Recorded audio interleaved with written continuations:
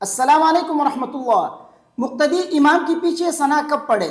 بہت سے لوگ ثنا پڑھنے میں غلطی کرتے ہیں، امام کے پیچھے آ کے کھڑے ہو جاتے ہیں، امام نے قرات شروع کر دی ہوتی ہے اور یہ آ کے پیچھے ثنا پڑھ رہا ہوتا ہے، یا اسی طرح دوسری تیسری رکعت میں آ کے شریک ہو جاتے ہیں اور امام کے پیچھے ثنا پڑھنا شروع کر دیتے ہیں۔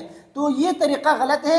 ثنا کن صورتوں میں پڑھنی ہے اور کن صورتوں میں نہیں پڑھنی ہے، پورا طریقہ میں آپ کو سکھاتا ہوں۔ ویڈیو کو غور سے سنیے اور اپنے دوستوں کے ساتھ اس ویڈیو کو لازمی شیئر کیجیے تاکہ دیگر لوگوں کو بھی اس سے فائدہ حاصل ہو سکے۔ دیکھیے، اگر آپ امام کے پیچھے نماز پڑھ رہے ہیں جماعت کے ساتھ، تو امام یا تو جہری نماز پڑھ رہا ہوگا یا تو سری نماز۔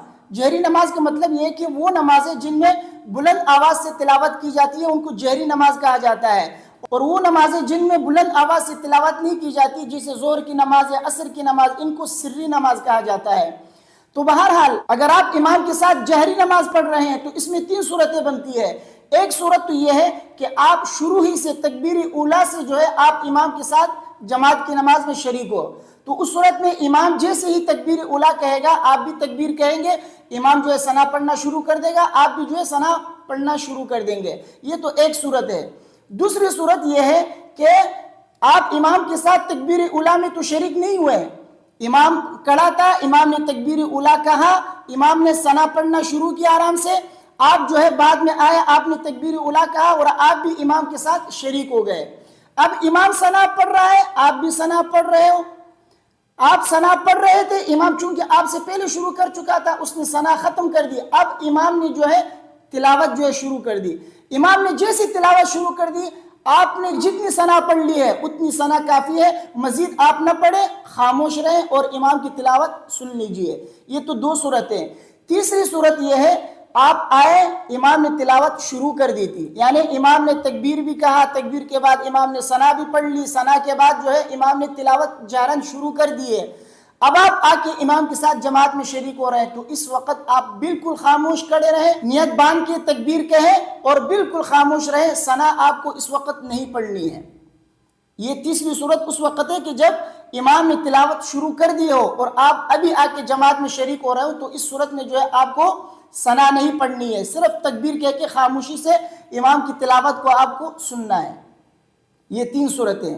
اور اگر آپ سری نماز میں امام کے ساتھ جماعت میں شریک ہو جائیں تو پھر اس صورت میں جیسے آپ تکبیر کہیں گے، تکبیر کے فوراً بعد آپ ثنا پڑھنا شروع کر دیجئے، خواہ امام نے تلاوت شروع کی ہو یا نہ کی ہو، خواہ آپ کے علم میں ہو کہ امام تلاوت کر رہا ہے یا آپ کے علم میں نہ ہو، تمام حالتوں میں تکبیر کہنے کے فوراً بعد آپ کیا کریں گے؟ ثنا پڑھنا شروع کر دیں گے۔ یہ ہوئی چار صورتیں۔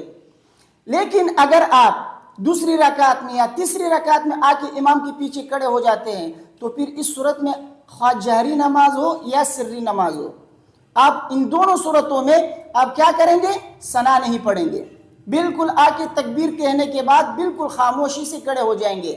جب امام سلام پھیر دے، امام کے سلام پھیرنے کے بعد بقیہ رکعتوں کے لیے جب آپ کھڑے ہو جائیں تو اس وقت آپ ثنا پڑھ لیجئے اور اعوذ باللہ بسم اللہ پڑھ کے سورہ فاتحہ پڑھ لیجئے۔ کیوں؟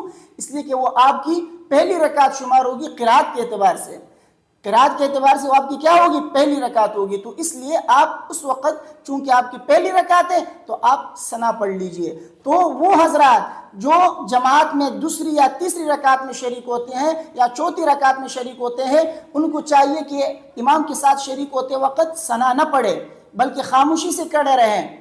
امام جب سلام پھیر دے تو سلام پھیرنے کے بعد جب وہ بقیہ رکعتوں کو پورا کرنے کے لیے جب کھڑے ہوں گے تو اس وقت اس کو ثنا پڑھنی چاہیے، کیونکہ قرات کے اعتبار سے یہ اس کے لیے پہلی رکعت شمار ہوتی ہے، تو اس وجہ سے وہ امام کے سلام پھیرنے کے بعد وہ ثنا پڑھے، امام کے ساتھ شریک ہوتے وقت وہ ثنا نہ پڑھے بلکہ خاموشی سے کھڑے رہے۔ تو یہ چند صورتیں میں نے آپ کے سامنے بیان کی، مجھے امید ہے میری باتیں آپ کے سمجھ میں آ گئی ہوں گی۔ ویڈیو کو اپنے دوستوں کے ساتھ لازمی شیئر کیجیے گا، مجھے اپنے دعاؤں میں یاد رکھیے۔ السلام علیکم ورحمۃ اللہ۔